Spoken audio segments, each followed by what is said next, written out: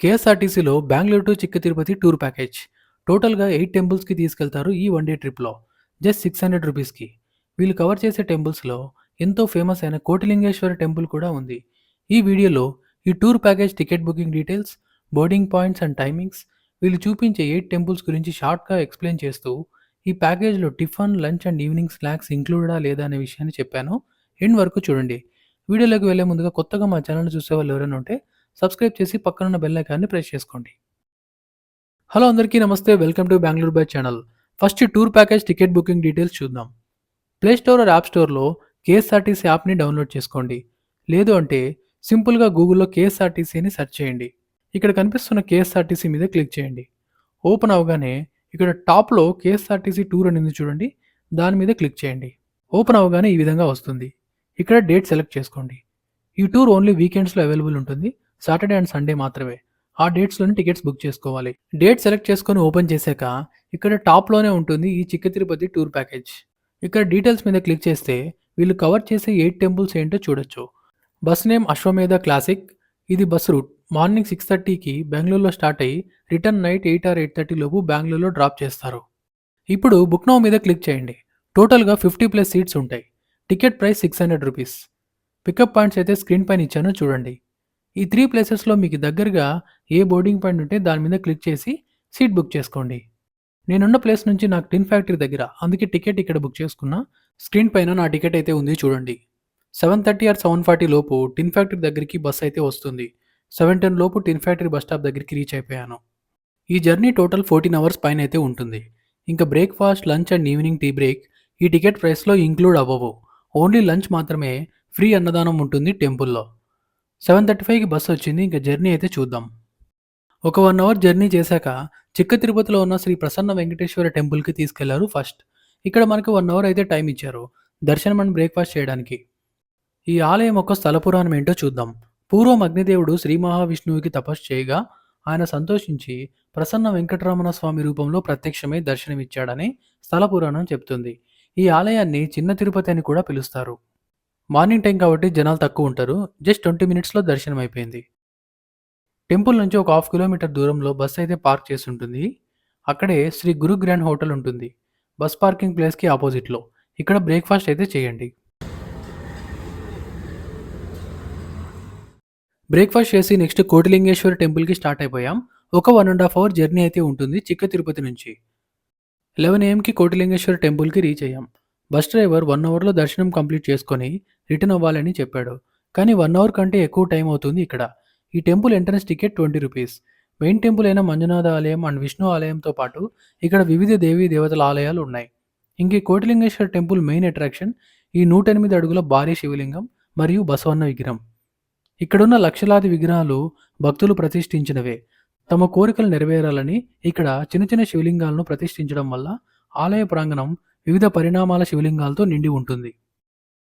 ఇంకా కోటిలింగేశ్వర టెంపుల్లో దర్శనం కంప్లీట్ చేసుకొని 12:40కి బంగారు తిరుపతి లక్ష్మీ వెంకటేశ్వర టెంపుల్కి స్టార్ట్ అయ్యాం. కోటిలింగేశ్వర టెంపుల్ నుంచి బంగారు తిరుపతి టెంపుల్ జస్ట్ 10 కిలోమీటర్స్ అంతే. ఒక 20 మినిట్స్లో రీచ్ అయిపోయాం. ఈ ఆలయం లోపలికి ఎంటర్ అవ్వగానే ముందుగా వచ్చేది కొలను. అందరూ ఇక్కడ కాళ్ళైతే కడిగి లోపలికి దర్శనానికి వెళ్తున్నారు. ఇప్పుడు ఈ ఆలయ కథ ఏంటో చూద్దాం. పచ్చని ప్రకృతి మధ్య ఎత్తైన కొండపై కనిపించే బంగారు తిరుపతి ఆలయం. తిరుపతికి వెళ్ళలేని భక్తులు ఇక్కడ దర్శనం చేసుకుంటే తిరుపతిలోని స్వామివారిని దర్శించుకున్నంత పుణ్యం లభిస్తుందని నమ్మకం. ఇక్కడ స్వామివారు బంగారు వర్ణంలో దర్శనమిస్తారు. ఈ ఆలయంలో స్వామిని కిటికీ ద్వారా చూసి వచ్చేయాలి. ఉడుపి కృష్ణ మందిరం తరహాలో నిర్మించిన ఈ బంగారు తిరుపతిలోని వెంకటేశ్వరుడు భృగు మహర్షి కోసమే వెలిశాడని అంటారు. ఈ ఆలయానికి ఆంజనేయుడు క్షేత్రపాలకుడు. అలాగే ఇక్కడ భారీ గరుత్మంతుడి విగ్రహం కూడా ఉంది. ఇంకా దర్శనం అయిపోయాక ఇక్కడే ఉన్న అన్నదాన భవన్‌కి వెళ్ళి లంచ్ చేశాం. ఇక్కడ 100 మెంబర్స్‌కి పైన కూర్చునేలా డైనింగ్ ఏరియా ఉంది. వీళ్ళు పెట్టే ఫుడ్ అయితే మాత్రం చాలా బావుంది. విజిట్ చేసినప్పుడు తప్పకుండా ఈ అన్నదాన భవన్‌కి అయితే రండి. పొంగల్, స్వీట్, వైట్ రైస్, రసం అండ్ బటర్ మిల్క్ అయితే పెట్టారు ఇక్కడ. లంచ్ చేశాక బస్ పార్క్ చేసిన ప్లేస్ నుంచి కాస్త ముందుకు వెళ్తే గుట్టహల్లి లేక్ లోటస్ వ్యూ పాయింట్ అయితే ఉంటుంది. టైం ఉంటుంది కాబట్టి ఆ లేక్‌ని కూడా చూడండి.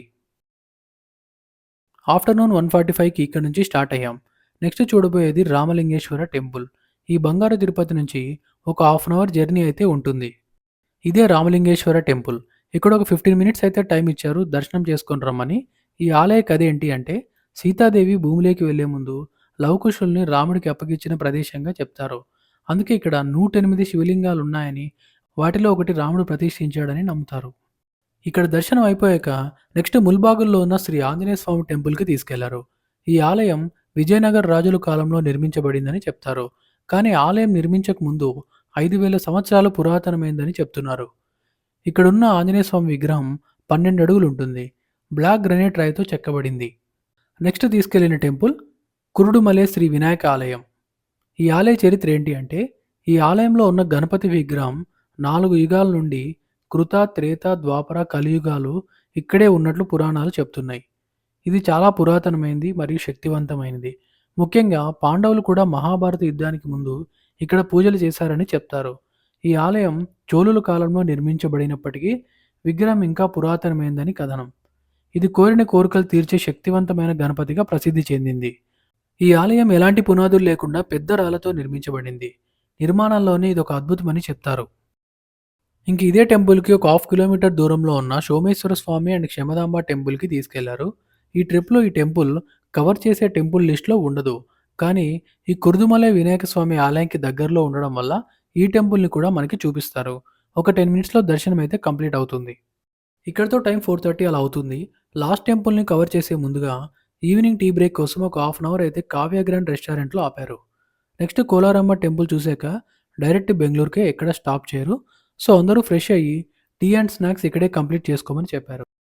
ఇది కావ్య గ్రాండ్లో సీటింగ్ ఏరియా. వీళ్ళ మెనూ లిస్ట్ అండ్ ప్రైసెస్ ఇవే.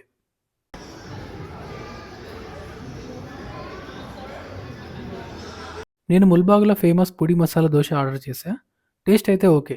దీని కాస్ట్ 100 రూపీస్. ఇక్కడ ఒక హాఫ్ అన్ అవర్ బ్రేక్ తర్వాత కోలారమ్మ టెంపుల్కి స్టార్ట్ అయ్యాం. 5:40కి కోలారమ్మ టెంపుల్ దగ్గరికి రీచ్ అయ్యాం. ఇక్కడ కన్స్ట్రక్షన్ వర్క్ జరగడంతో బస్సు ఇక్కడే ఆపేశారు. ఒక హాఫ్ కిలోమీటర్ వరకు నడుచుకుంటూ వెళ్ళాం టెంపుల్ దగ్గరికి. ఇదే కోలారమ్మ టెంపుల్. ఇక్కడ ఒక 10 మినిట్స్లో దర్శనం అయిపోయింది. ఈ కోలారమ్మ టెంపుల్ నుంచి ఒక 100 మీటర్స్ ముందుకు వెళ్తే సోమేశ్వర స్వామి ఆలయం వస్తుంది. ఈ ట్రిప్లో లాస్ట్ టెంపుల్ ఇది. ఇక్కడ దర్శనం కంప్లీట్ చేసుకున్నాక బెంగళూరుకి రిటర్న్ అయ్యాం. టైం 6:20 PM అవుతుంది. నైట్ 8కి బెంగళూరుకి రీచ్ అయ్యాను. ఇది KSRTC Bengaluru to chikki Tirupati tour package. మీకు ఈ వీడియో ఇన్ఫర్మేటివ్ అనిపిస్తే లైక్ అండ్ కామెంట్ చేసి మీ ఫ్రెండ్స్ అండ్ ఫ్యామిలీకి షేర్ చేయండి. Thank you so much for watching.